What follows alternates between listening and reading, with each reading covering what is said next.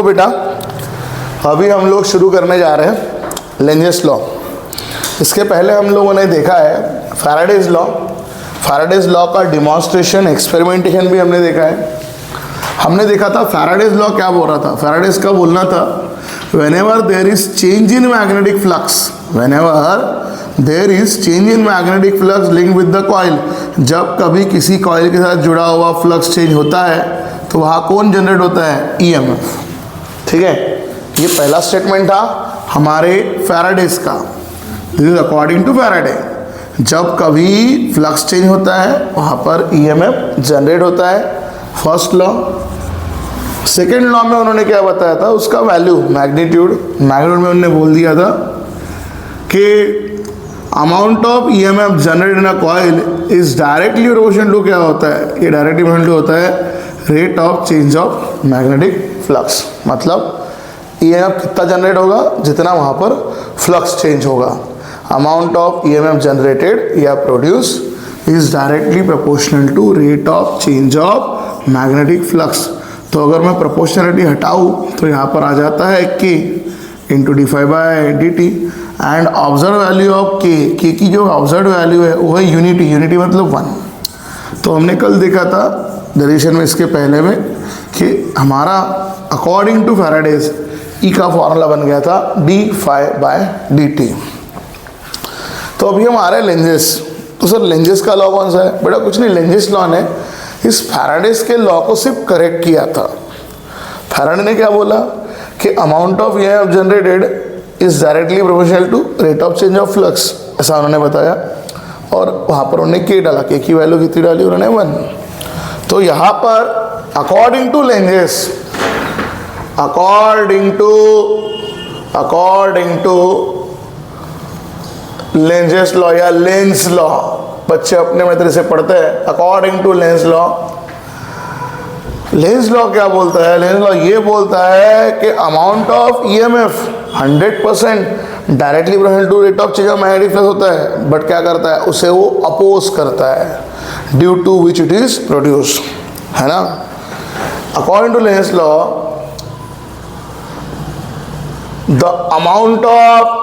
the amount of EMF generated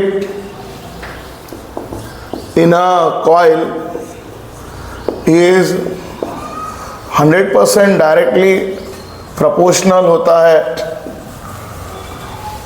to the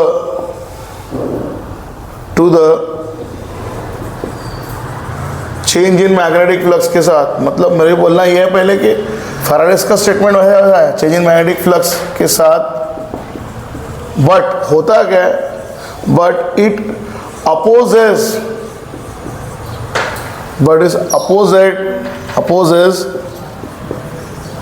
the change of magnetic flux. तो आपने इतना भी स्टेटमेंट अगर लिखा कि amount of EMF is such a way that is opposes the rate of change of magnetic flux due to which it is produce, तो ही पूरे मार्क्स मिलते हैं। याद रखिएगा, इतना पूरा लंबा डालने की गरज नहीं है। The amount of EMF generated in a coil is directly proportional to change in magnetic flux, but it opposes the change of magnetic flux due to which it is produced, जिसके कारण वो खुद बना है उसे क्या करता है, अपोज करता है। ठीक है, दैट मीन्स बोलने का मीनिंग क्या है, according to Lenz's law, according to Lenz law E का फॉर्मूला जो है वो फैराडेज के हिसाब से d∅dt होता है, but according to Lenz's law E का फॉर्मूला होता है -d∅dt। E is equal to -d∅ dt। ठीक है, तो लेंजेस ने जस्ट साइन कन्वेंशन को करेक्ट किया था।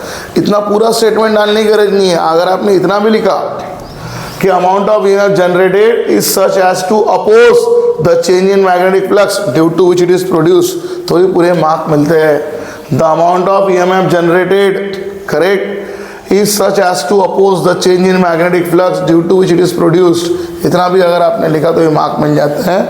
बताने का मीनिंग ये है जो फैराडेज ने दिया था ना लॉ वही है, सिर्फ उसने किसको करेक्ट किया था, साइन कन्वेंशन को, डायरेक्शन। उसने बताया ये था कि फैराडेज भैया आप जो बोल रहे हो कि EMF directly proportional to rate of change of magnetic flux, वो सही है, लेकिन वो क्या करता है, उसको खुद को अपोज करता है, ठीक है, जिसके कारण ईएमएफ बना है। किसके कारण ईएमएफ बना, चेंज ऑफ मैग्नेटिक फ्लक्स के कारण ईएमएफ बनता है, ये सही है, बट बाद में उसको ही अपोज करता है, तो that is we have to put the minus sign, ठीक है, clear.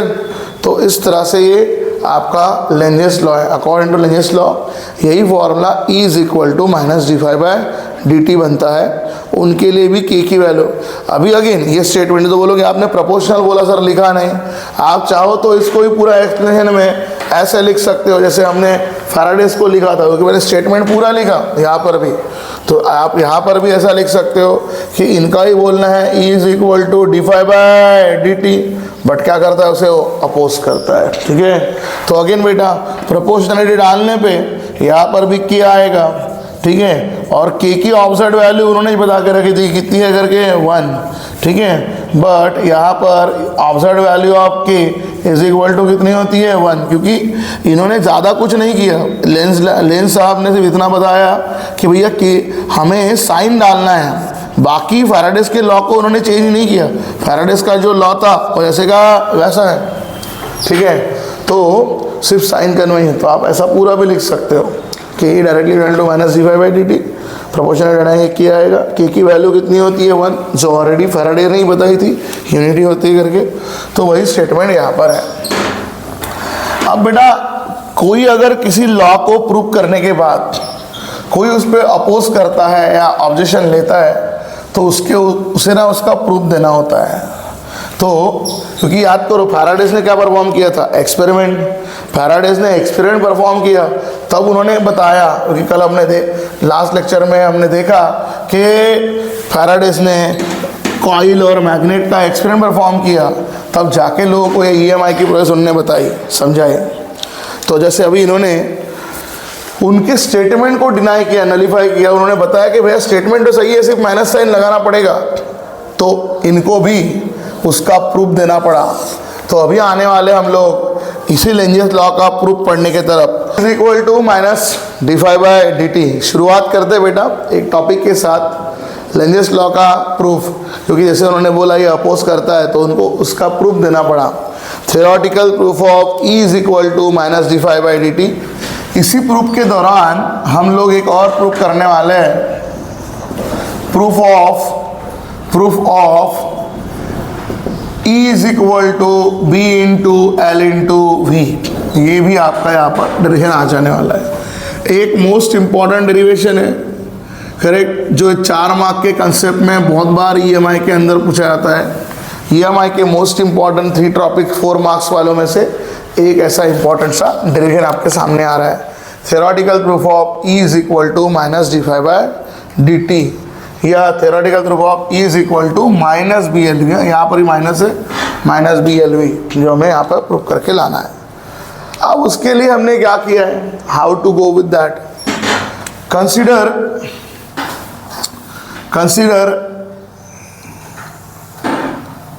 A rectangular coil made up of a wire. एक रेक्टेंगुलर कॉइल लेना है जो वायर से बनी हुई है।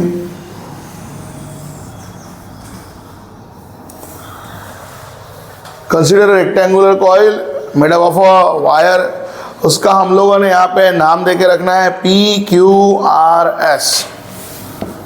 ये कॉइल है PQRS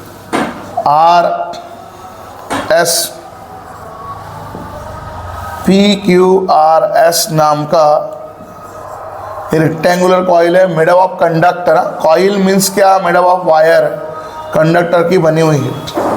और इस कॉइल को हमें,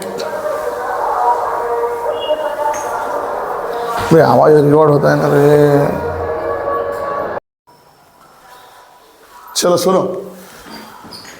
consider rectangular coil PQRS made up of a conducting wire, एक रेक्टेंगुलर कॉइल हमने लिया है PQRS नाम का, जो वायर से बनाया है, कंडक्टिंग वायर से।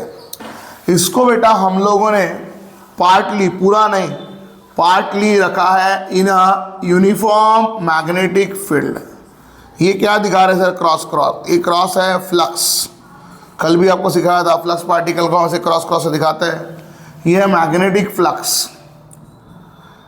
इसको हमने, जो कंडक्टिंग आपकी कॉइल है, मतलब वायर से बनी हुई जो रेक्टेंगुलर कॉइल है PQRS नाम की, इसको हमने पार्टली रखा है इन अ यूनिफॉर्म मैग्नेटिक फील्ड में। बार बार आपको वर्ड बोल रहा हूँ, यूनिफॉर्म मतलब फिलहाल मैग्नेटिक फील्ड क्या है? कांस्टेंट है। और कल हमने पढ़ा था कि जब यूनिफॉर्म मैग्नेटिक फील्ड एक्ट होती है, उस केस में कोई भी करंट जनरेट होता नहीं है, क्योंकि अकॉर्डिंग टू फैराडे EMF या करंट तभी जनरेट होगा जब वहाँ पे मैग्नेटिक फ्लक्स क्या होगा? चेंज। अगर मैग्नेटिक फील्ड यूनिफॉर्म है तो यहाँ का फ्लक्स भी यूनिफॉर्म है। मतलब मुझे ये बोलना है, ये जो पहली कंडीशन है जहाँ से अपने शुरुआत किया है, इस केस में, इस कॉइल में कोई भी, इस केस में, इस कॉइल में फ़िलहाल कोई भी करंट बनने वाला नहीं है, बिकॉज सिर्फ हमने उस रेक्टेंगुलर कॉइल को पार्टली मैग्नेटिक फील्ड में, यूनिफॉर्म मैग्नेटिक फील्ड में छोड़ दिया है फ़िलहाल। ठीक है, तो यहाँ पर मैग्नेटिक फील्ड आपकी यूनिफॉर्म है, इसलिए इस केस में कोई भी EMF या कोई भी करंट जनरेट नहीं होने वाला। तो सभी एक्सपेरिमेंट क्यों चालू किए, समझ में आएगा, ध्यान देना है थोड़ा सामने। तो यह है बेटा यूनिफॉर्म मैग्नेटिक फील्ड B, और यह फ्लक्स पार्टिकल जिसके अंदर अपन इसको रखा है। इस रेक्टेंगुलर कॉइल के लेंथ को हम लोग मान रहे हैं L और ब्रेथ को मान रहे हैं हम लोग B। ठीक है, लेंथ को मान रहे हैं बेटा हम लोग L और ब्रेथ को मान रहे हैं हम लोग B। ठीक है, तो चलो, रेक्टेंगल हैज़ 2 डायमेंशन, किसी को भी लेंथ किसी को ब्रेथ बोल सकते हैं। तो फिलहाल मैं इसको लेंथ बोल दिया, छोटे वाले को लेंथ और बड़े को ब्रेथ, वैसे क्योंकि मुझे इस रेक्टेंगल का काम नहीं, दूसरे रेक्टेंगल का काम है। कौन सा बताते हैं आपको। अब हमने क्या बोला कि अभी आपने यूनिफॉर्म मैग्नेटिक फील्ड में रखा है, यूनिफॉर्म मैग्नेटिक फील्ड में कोई भी करंट बनता नहीं है, बट किस लेसन में हमें EMI, और EMI के बाद किसको प्रूव करने जा रहे हैं? Lenz's law. लेंजेस लॉ किसका नेक्स्ट फॉर्म है? फैराडेज लॉ का। लेंजेस लॉ और फैराडेज लॉ क्या बोलते हैं कि किसी कॉइल में EMF जनरेट होगा जब वहाँ पे फ्लक्स चेंज होगा। तो यहाँ तो फ्लक्स स्टेबल है, तो फ्लक्स चेंज करने के लिए क्या करना पड़ेगा?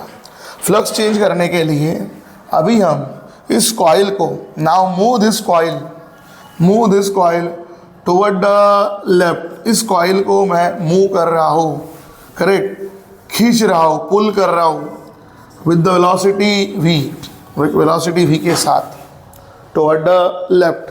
अब इस कॉइल को अगर मैं खींचूंगा ऐसे, तो क्या होगा? ये कॉइल आगे आएगी। जब आगे आएगी, ये कॉइल जब आगे आएगी, ये कॉइल पूरा फ्लक्स को काटते हुए आएगी, correct, so that my coil will acquire new position. क्योंकि कॉइल को मैंने आगे खींचा, मेरी कॉइल यहाँ पर एक्वायर करेगी एक नई पोजीशन, क्योंकि कॉइल वहाँ से आगे आएगी, डिस्प्लेस हो जाएगी। The coil will acquire new position.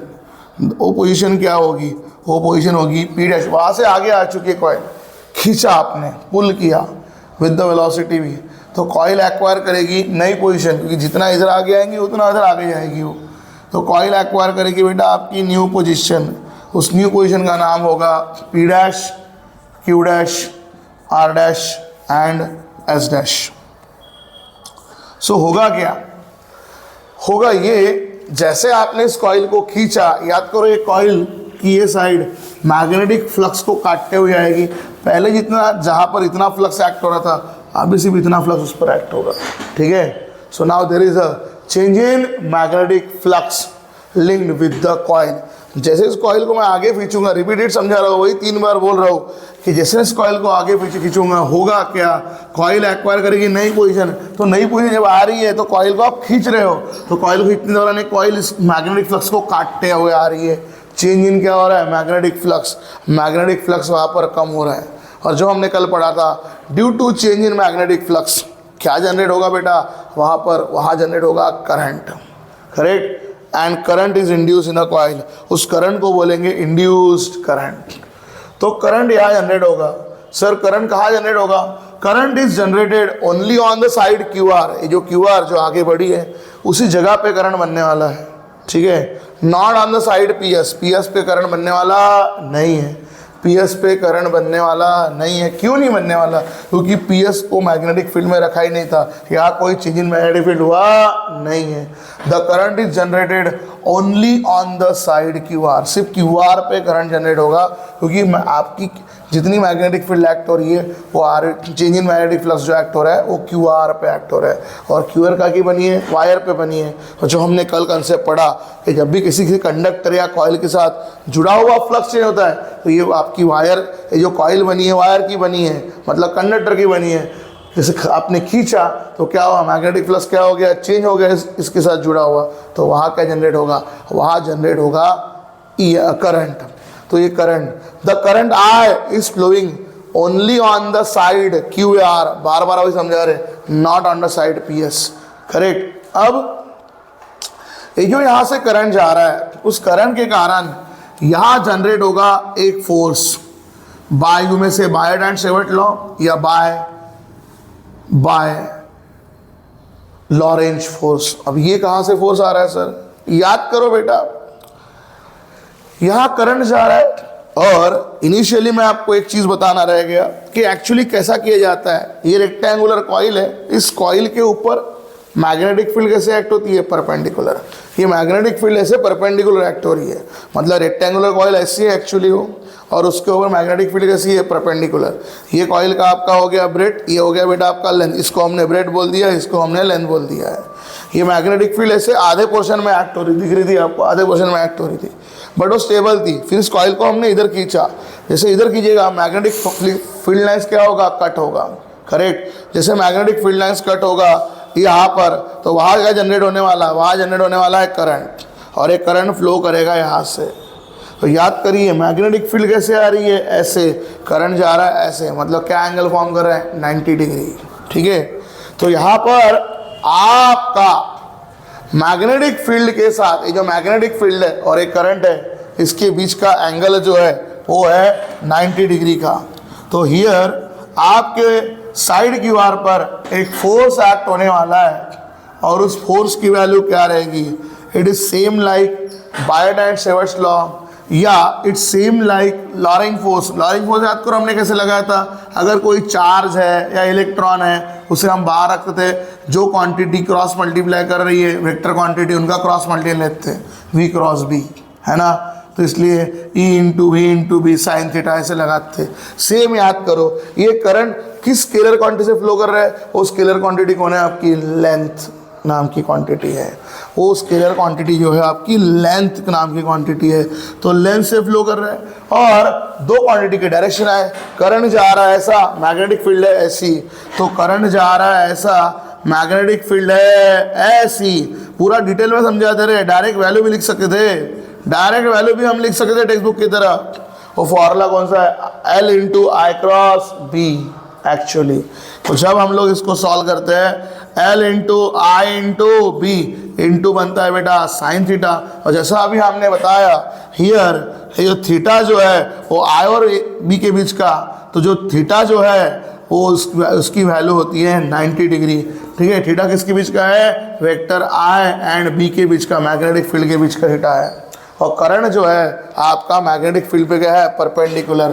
तो यू नो वेरी वेल, अगर थीटा 90 है तो साइन थीटा में साइन 90 डिग्री जाएगा, और इसकी वैल्यू कितनी हो जाएगी? 1। एंड इसलिए if you find out text book में आपको डायरेक्ट लिख के दिया है कि यहाँ एक फोर्स बनता है F is equal to I into L into B नाम का फोर्स जनरेट होता है ऑन दिस साइड, ठीक है। वो हमने फोर्स बताया आपको निकला कैसे करके। तो F is equal to I into L into B नाम का फोर्स जनरेट होगा यहाँ पर, ठीक है, क्लियर। अब उसके कारण क्या होगा? याद करिए बेटा, आपने इस कॉइल को, ये इधर देखो, ये और एक कॉम्पाउंड मिटा के डबल वही बना रहा हूँ सेम। आपने क्या किया था? ये करंट कब जनरेट हुआ? जब आपने इस कॉइल को आगे खींचा था, इस तरह से पुल किया था, बट आप इसको इधर पुल कर रहे हो। यहाँ क्या जनरेट हो रहा है? यहाँ जनरेट हो रहा है एक फोर्स, और वो उसे क्या खींच रहा है, आउटवर्ड। आउटवर्ड मतलब आपने उसको खींचा था इनवर्ड, फोर्स का एक्ट हो रहा है आउटवर्ड, तो ये फोर्स क्या करेगा, इसके मोशन को काटेगा। ठीक है, ये फोर्स आउटवर्ड क्यों होगा, इट इज लाइक सेम, जैसे मैंने आपको बताया इट्स माय कॉइल, ये ऐसी मेरी कॉइल है और उसके ऊपर मैग्नेटिक परपेंडिकुलर है, तो फ्लेमिंग्स का ये लेफ्ट हैंड रूल लग जाता है। ये मेरा डायरेक्शन ऑफ करंट है जो जा रहा है, ये मेरा थंब दिखा रहा है मैग्नेटिक फील्ड परपेंडिकुलर है, तो ये मेरा फर्स्ट फिंगर इंडेक्स फिंगर दिखा रहा है डायरेक्शन ऑफ द फोर्स। ठीक है, थंब दिखा रहा है मैग्नेटिक फील्ड, ये देखो परपेंडिकुलर टू द कॉइल, ये दिखा रहा है लेंथ के थ्रू होने वाला करंट, तो ये फोर्स जो है अलोंग आउटवर्ड डायरेक्शन, फ्लेमिंग्स के लेफ्ट हैंड रूल के हिसाब से हम उसका डायरेक्शन पता कर सकते हैं। तो ये फोर्स ऐसे एक्ट हो रहा है अलोंग आउटवर्ड डायरेक्शन। ठीक है, तो ये फोर्स क्या करेगा, आपके वेलोसिटी को काटेगा। अगर उसने वेलोसिटी को काट लिया तो आपकी कॉइल जगह पे आ जाएगी, और अगर कॉइल जगह पे आ जाएगी तो क्या होगा, आपका मोशन स्टॉप हो जाएगा। मोशन स्टॉप हो गया तो मैग्नेटिक फ्लक्स वापस क्या हो जाएगा, स्टेबल हो जाएगा, जनरेट होने वाला करंट क्या हो जाएगा, स्टॉप। तो फिर हमें क्या करना पड़ेगा, to maintain uniform motion, to maintain this uniform motion, same force has to be applied along the opposite direction। इतना ही फोर्स, क्योंकि मुझे मेंटेन करना है कि बार बार कॉइल ऐसे हो जाए, चेंज इन मैग्नेट, एक बार फोर्स इधर खींचे फिर अपोजिट में इधर आए, तो ये मोशन चलते रहे, क्योंकि जब तक चेंज इन मैग्नेटिक फ्लक्स होगा तब तक क्या जनरेट होने वाला है, वहाँ पे ईएमएफ जनरेट होने वाला है। क्योंकि जैसे हमने देखा, मैंने इसको पुल किया, ये फोर्स इसको इधर वापस खींच रहा है, तो मुझे क्या करना पड़ेगा, इसको अपोज करने के लिए और फोर्स लगाना पड़ेगा। मतलब बार बार वही होगा, एक बार वेलोसिटी इधर खींचेगी, फोर्स इधर खींचेगा, फिर वापस उधर खींचेगा, फिर ये और इधर खींचेगा, तो ये सब प्रोसेस यहाँ पर चलती रहेगी और बार बार क्या होता जाएगा, चेंज ऑफ क्या होगा, मैग्नेटिक फ्लक्स, जो लेंजेस लॉ या फैराडेज लॉ बोलता है, whenever there is change in magnetic flux link with the coil and EMF is generated in the coil. तो यही समझा रहे हैं, to maintain the uniform motion of the coil, इसलिए कॉइल का मूव करना जरूरी है। जब कॉइल मूव करेगी तब वहां पर मैग्नेटिक फ्लक्स चेंज होगा, तो वो मोशन को मेंटेन करने के लिए सेम फोर्स लगाना पड़ेगा अपोजिट डायरेक्शन में। That's what the theoretical point, जो हम यहाँ कवर नहीं करने वाले, बता दिया आपको समझा के। तो बेटा अभी क्या होगा, देखो क्या लगाना पड़ रहा है, फोर्स के कारण कॉइल क्या करने वाली है, डिस्प्लेस। तो आपको पता है अगर फोर्स हो रहा है, कॉइल डिस्प्लेस होने वाली है, तो एक क्वांटिटी वहां पर आ जाती है, इसका नाम क्या होता है, वर्क डन। वर्क डन का फॉर्मूला कितना होता है, वर्क डन का फॉर्मूला होता है force into displacement, force into displacement. अब सर ये फोर्स कितना है, फोर्स तो बेटा यही है, यही फोर्स लगाना है, लेकिन याद करो क्या करना है, ये फोर्स अपोज करता है, तो अपोजिट में लगाना है, मतलब क्या करना पड़ेगा, -F। ठीक है, इस फोर्स को अपोजिट में लगाना पड़ेगा, क्योंकि वो अपोज कर रहा है। सर डिस्प्लेसमेंट की वैल्यू कितनी होगी, बेटा जैसे हमने बोला, जैसे आपने इसको वेलोसिटी से इधर खींचा था, तो थोड़े टाइम में आपके कॉइल ने यहाँ से यहाँ तक का पोजीशन लिया था, तो डिस्प्लेसमेंट कितना हुआ था, डिस्प्लेसमेंट हुआ था बेटा यहाँ से लेके यहाँ तक। सर इस डिस्प्लेसमेंट की वैल्यू कैसे निकालेंगे हम लोग, बेटा आपको फॉर्मूला पता है, स्पीड या वेलोसिटी का फॉर्मूला, स्पीड या वेलोसिटी डिस्टेंस अपॉन कितना होता है, टाइम।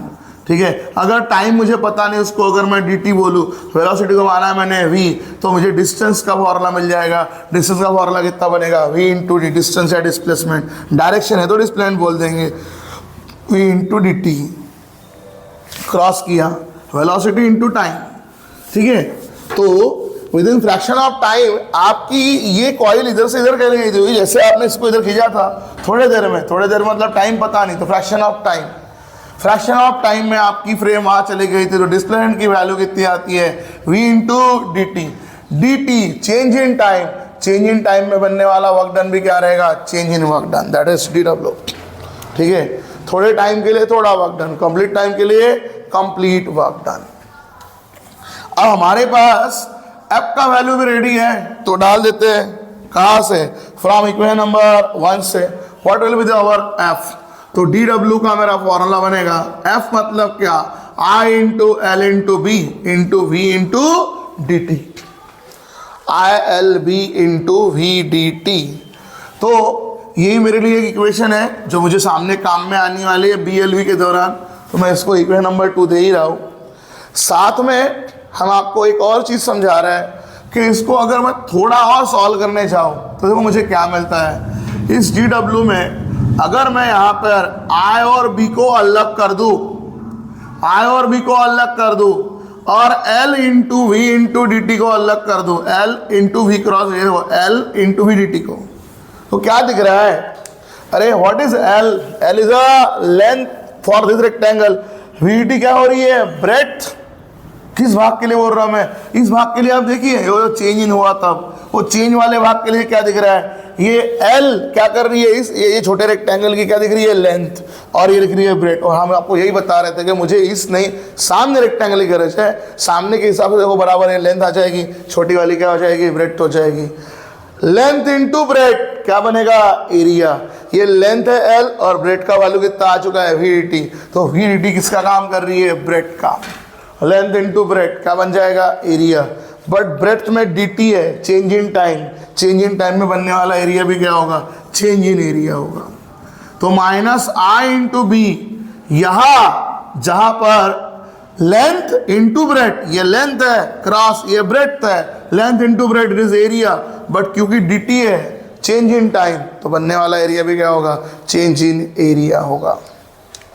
ठीक है, इस तरह से वहां d आ जाएगा। और हमें तो प्रूफ में d5 तक जाना है। तो याद करो, अगेन आपको लास्ट लेक्चर में पढ़ाया गया हमारे एंड से कि मैग्नेटिक फील्ड का फॉर्मूला क्या होता है? फ्लक्स पर यूनिट एरिया, सादा लिखना है तो। और d5 चेंज फॉर्म में लिखना है तो क्या होता है? d5 by da। Magnetic field is equal to change in magnetic flux with respect to area. तो यहाँ से अगर मैं क्रॉस कर लूँ तो d5 का फॉर्मूला मेरा कितना होता है? b into D A. तो now look at this b into D A can be replaced as minus I into d5। तो मैं इसको यहाँ से लेके यहाँ तक लेके आ सकता हूँ। ये मेरा बन जाएगा इक्वेशन नंबर 3, वर्क डन। ठीक है, अब देखो ये वर्क डन हमने कैसे निकाला? ये वर्क डन हमने निकाला मैकेनिज्म से, मैकेनिक्स का पार्ट लगाया, मैकेनिक्स कि क्लासिकल में इसका पार्ट, क्योंकि याद करो हमने इसको खींचा था, वेलोसिटी लगाई थी, वेलोसिटी, डिस्प्लेसमेंट, एक्सेलरेशन, फोर्स, ये सब क्वांटिटी क्या में आती है? मैकेनिक्स में। इसको खींचा, यहाँ फोर्स बना, ऑब्जेक्ट आगे गया तो डिस्प्लेसमेंट आया इतना, तो हमने उसको मैकेनिज्म के फॉर्मूले से लगाया। वर्क डन का फॉर्मूला फोर्स इंटू डिस्प्लेसमेंट। लेकिन याद करो हम यहाँ एक और चीज पढ़ चुके हैं, जैसे हमने इसको आगे बढ़ाया, यहाँ कौन जनरेट होता है? करंट। इसको बोलते हैं इंड्यूस करंट। और जब करंट वायर के डायरेक्शन से फ्लो करेगा, क्योंकि यही कॉइल यहाँ से यहाँ आ रही है, कंडक्टर से फ्लो करेगा, कंडक्टर हैज इस रेजिस्टेंस, तो करंट इंटू रेजिस्टेंस क्या बन जनरेट होता है? EMF। और इस EMF को क्या बोलते हैं? Induce EMF। तो आपको एक और फॉर्मूला पता है इलेक्ट्रिकल पार्ट का, जो ऑलरेडी आप 10th स्टैंडर्ड में पढ़ चुके हो, and that formula is simply power. Power का फॉर्मूला क्या होता है बेटा? Power will be is equal to work upon time.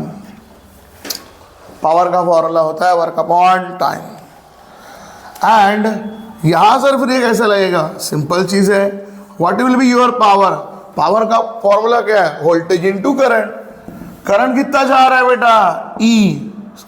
I नाम का पावर। पावर को यहाँ, वोल्टेज को यहाँ बोलते हैं EMF। देखो पावर का फॉर्मूला लगा रहा हूँ, बेसिक चीजें जो आपने 10th में पढ़ी है। Power is equal to voltage into current, V into I, है ना? V इंटू I इंटू, वही फॉर्मूला लगा रहा हूँ, कोई अलग नहीं लगा रहा। वोल्टेज इंटू करंट, करंट को मैंने पहले आपको बता दिया कि दिख रहा है I, और वोल्टेज जो 10th में V बोलते थे, अभी इसको हम यहाँ क्या बोलते हैं? EMF। That is same formula, I into E। Sir what is work done? बेटा वर्क डन कैसे होगा? क्योंकि यहाँ टाइम हमने फैक्टर dt लिया है, तो जैसे आपको बोला छोटे टाइम में, अगर मेरा टाइम dt है, छोटे टाइम में होने वाला छोटा work done, complete time complete work done. तो अगर मैं इसको यहाँ से क्रॉस कर दूँ, I will get another work done. dw का formula I into E into dt। तो देखो ये दो वर्क डन। सर दो वर्क डन आपने क्यों निकाले? बेटा हमें डेरिवेशन निकालना है EMF का। देखो d5 तो आपके डेरिवेशन में आ चुका था, बट ना dt आया था ना E आया था। अब EMF कहाँ से आएगा? तो EMF के बारे में तो यहाँ बात ही नहीं हुई सर। तो EMF कैसे बनता है? तो वही तो समझाया। इसलिए तो कल हमने इतना आराम से डिफरेंस पढ़े थे कि जब ये due to change in magnetic flux क्या जनरेट होता है? EMF। करेक्ट है, वो change in magnetic flux EMF का क्यों जनरेट होता है, उसके लिए भी डेफिनेशन पढ़ी थी। जिसको हम लोगों ने EMI के डेफिनेशन में कवर किया था कि सबसे पहले करंट क्या जनरेट होता है, करंट को क्या बोलते हैं, इंड्यूस करंट, और EMF को क्या बोलते हैं, इंड्यूस EMF। उसके बाद फैराडेज ने लॉ दिया था। तो बेटा वही चीज़ है। तो EMF को, वोल्टेज को यहाँ E बोला जाता है। तो फिर हम लोगों ने बेसिक क्वांटिटी का फॉर्मूला लगाया। कौन सा बेसिक क्वांटिटी? टाइम तो हमारे पास है और हमारा यहाँ पावर भी बन रहा है, क्योंकि करंट जा रहा है और वोल्टेज जनरेट हो रहा है। करंट, वोल्टेज इंटू करंट बनता है पावर। तो पावर की जगह आया I into E. Work done है हमारा DW। क्यों DW? ये टाइम बाद चालू है, DT छोटे टाइम के लिए छोटा वर्क डन। तो इस तरह से अभी हमने सेम वर्क डन निकाला है जो क्वांटिटी बनती है, ये मैकेनिज्म से जो क्वांटिटी बनती है वहां से। दैट मीन्स दोनों वर्क डन कैसे है? Same. Both the work done are exactly equal. तो अभी मैं इसको इक्वेट कर दूं फ्रॉम इक्वेशन नंबर 3 एंड 4। अगर मैं इसको इक्वेट कर दूं तो मुझे क्या मिलेगा? लेफ्ट साइड DW दोनों का लेफ्ट हैंड साइड सेम है, लेफ्ट सेम तो राइट सेम। तो चलो राइट को इक्वेट करते हैं, I into E into DT, इसका राइट, इसके राइट के साथ माइनस I इंटू D5। और जैसे मैं इसको इक्वेट करने जा रहा हूँ, ये देखो मुझे क्या मिला, I लेफ्ट और राइट क्या हो गया? Cancel. And what's my formula is equal to E is equal to formula बनता है minus d∅/dt। And in this way हमारा डेरिवेशन खत्म हो जाएगा। तो पंच लाइन क्या है हमारा डेरिवेशन की? पंच लाइन ये है कि हमें क्या निकालना है? Work done. और वर्क डन भी क्यों निकालना है? क्योंकि कंसेप्ट क्या है, इसलिए मैं वहाँ पर रुक के आपको समझाया। सबसे पहले आपने रेक्टेंगुलर कॉइल को एक यूनिफॉर्म मैग्नेटिक फील्ड में रखा है, पार्टली, पूरा नहीं, पूरी कॉइल नहीं थी, पार्टली कॉइल थी। और फिर उस कॉइल को आप खींचते हो विद द वेलोसिटी v। जैसे खींचते हो चेंज ऑफ मैग्नेटिक फ्लक्स होता है, खींचोगे विद इन टाइम dt लगेगा, वेलोसिटी v है।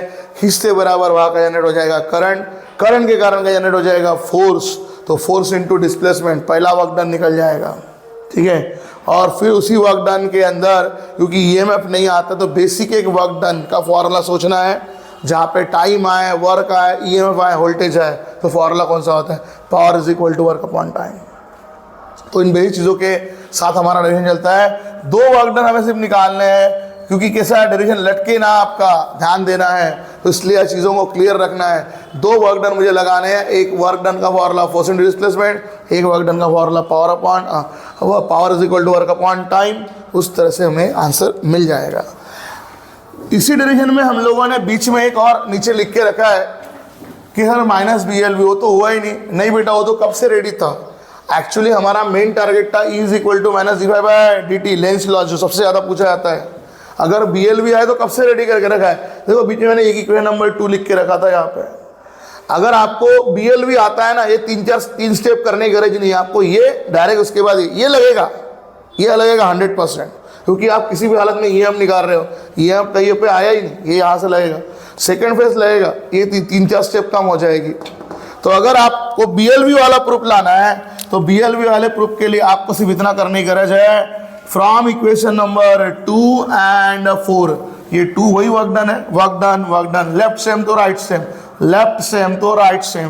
What will be right? I into E into dt, I into dt is equal to minus I into L into B into V into dt। इन दोनों को equate अगर मैं कर दूं, मेरा आंसर रेडी है। I cancel, dt cancel, and now I got my answer. E is equal to minus B into L into V. This is the theoretical proof of E is equal to minus BLV also closed. तो हमने दोनों derivation आपको निकाल लिए, E is equal to minus d∅/dt और BLV जो एक ही जगह आते हैं, एक ही कंसेप्ट से दोनों प्रूफ हो जाते हैं। कोई अलग अलग तरीके की थ्योरी लिखने की गरज नहीं है। टेक्स्ट बुक में दोनों टॉपिक अलग अलग पढ़ाए गए हैं, कोई अलग अलग वे से अलग अलग तरीके से जाने की गरज नहीं है। एक ही फ्रेमवर्क में, एक ही वर्क डन में, एक ही कंसेप्ट में दोनों खत्म हो जाते हैं। अगर BLV आता है यही तक करना है, ये 2-3 से छोड़ देनी है, मतलब फाई में जाने की गरज नहीं, क्योंकि BLV में ओनली V वेलोसिटी रखनी है। और अगर मुझे फाई जाना है तो फिर मुझे ध्यान देना पड़ेगा कि लेंथ इंटू ब्रेथ मतलब मेरा क्या बनता है, एरिया, dt है तो dA, और B इंटू dA मतलब d∅, 2-3 चीज़ छोटी छोटी। तो इस तरह से हमारे दोनों वर्क डन के फॉर्मूले हमने, दोनों EMF हमने एक ही कंसेप्ट में निकाल लिए यहाँ पर। ये दोनों कंसेप्ट आपके टेक्स्ट बुक में अलग अलग है, थोड़ा ध्यान देना है। काफ़ी सिंपल और इजी करके समझा दिया है कि ऐसे जाओगे दोनों वर्क डन आपके एक ही जगह कंप्लीट होने वाले हैं, दोनों ये आप एक ही जगह से निकलने वाले हैं। ठीक है,